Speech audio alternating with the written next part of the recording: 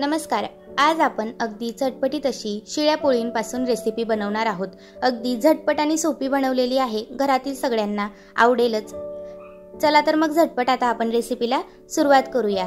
त्यासाठी मी रात्रीच्या शिळ्या पोळ्या घेतल्या। शिळी पोळी उरली की मी नेहमी अशाच प्रकारे बनवते, म्हणजे सगळे अगदी आवडीनेच खातात, कोणी नाही म्हणतच नाही।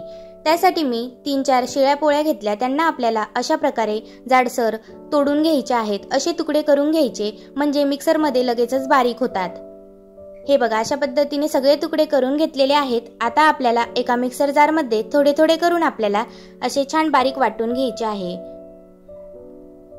बारीक दळून घेतल्यानंतर ते आता आपण एका बाउलमध्ये काढून घेणार आहोत। जर तुम्हाला थोडेसे जाडसर हवे असतील तर तुम्ही थोडे जाडेही ठेवू शकतात। मला असे बारीक दळलेले आवडते, म्हणून मी अशा प्रकारे जास्तच बारीक करते। त्यानंतर आपल्या पोळ्या जरा कडक असतात, मी फ्रीजमध्ये ठेवते त्यामुळे थोड्या कडक होतात। त्यामुळे आपल्याला थोडेसे पाणी याला लावून घ्यायचे आहे, म्हणजे पोळ्या छान अशा नरम पडतात आणि आपला चुरा असा खायला तोंडात कडक लागत नाही। त्यानंतर पाणी लावल्यानंतर आपण कढई ठेवली गॅसवर। त्यावर आपल्याला 3-4 पळी तेल टाकायचे आहे। त्यामध्ये 1 चमचा जिरे टाकायचे, त्यानंतर थोडेसे कढीपत्त्याची पाने टाकायची आणि त्यानंतर बारीक चिरलेला कांदा आपल्याला यामध्ये टाकून घ्यायचा आहे। हे सगळं आपल्याला एकजीव करून छान असं मंद आचेवर फ्राय करत राहायचं आहे। कांदा नरम पडूस तर आपल्याला फ्राय करायचे आहे। त्यानंतर यामध्ये आपल्याला बारीक चिरलेली मिरची टाकायची आहे। जर तुम्हाला मिरची नको असेल तर तुम्ही तिखट सुद्धा टाकू शकता। त्यानंतर यामध्ये आपल्याला बारीक चिरलेला लसूण टाकायचा आहे। लसूण हा ठेचून सुद्धा टाकू शकता। त्यानंतर कांदा नरम पडलेला आहे। आता यामध्ये आपण थोडेसे शेंगदाणे टाकूया आणि बारीक चिरलेला टोमॅटो टाकूया। हे सगळं एकजीव करून घ्यायचं, नरम पडूस तर फ्राय करून घ्यायचं। त्यानंतर यामध्ये आता आपल्याला 1 चमचा हळद टाकायची आहे। त्यानंतर अर्धा चमचा गरम मसाला टाकायचा, म्हणजे आपला चुरा खायला अगदी छानच लागतो। त्यानंतर आपल्याला हे सगळं व्यवस्थित एकजीव करायचं आणि आपण जी पोळी छान अशी बारीक दळून घेतली होती ती यामध्ये सगळी टाकून घ्यायची आहे आणि एकजीव करून घ्यायची।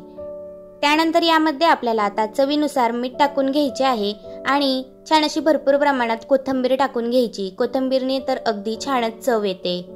हे बघा, चवीनुसार मीठ टाकून घेतले आणि कोथिंबीर टाकून घेतली। त्यानंतर आपल्याला मंद आचेवर 10 मिनिट हा चुरा छान असा फ्राय होऊ द्यायचा आहे। पोळीला पाणी लावल्यामुळे पोळी अगदी नरमच पडते, खायला तर अगदी टेस्टीच लागतो। बघू शकता, एवढंसा सुद्धा चिपकलेला नाही, अगदी मोकमोकळा असा आपला चुरा खायला झालेला आहे। मिरचीच्या ऐवजी जर तुम्ही तिखट टाकले तरी सुद्धा खायला अगदी छानच लागतो।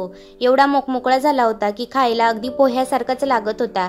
शिळे पोळी आपली नेहमीच उरत असते, त्यामुळे अशा पद्धतीने जर तुम्ही असा नाश्ता बनवला तर घरातील सगळे अगदी आवडीनेच खातील।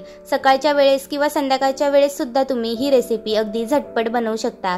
फक्त मिक्सरमधून पोळी काढायची आणि आपण ज्या पद्धतीने खिचडीसाठी सगळे साहित्य कापतो त्याच पद्धतीने आपल्याला कट करून हे सगळं फ्राय करून यामध्येही हा काला टाकून आपल्याला छान असा फ्राय करून घ्यायचा आहे। बघू शकता, अगदी छान असा मस्त मिरची घालून केलेला आपला चुरा रेडी आहे। खायला तर एवढा टेस्टी झाला होता। जर तुम्हाला आजची ही रेसिपी आवडली असेल तर लाईक सबस्क्राईब नक्की करा।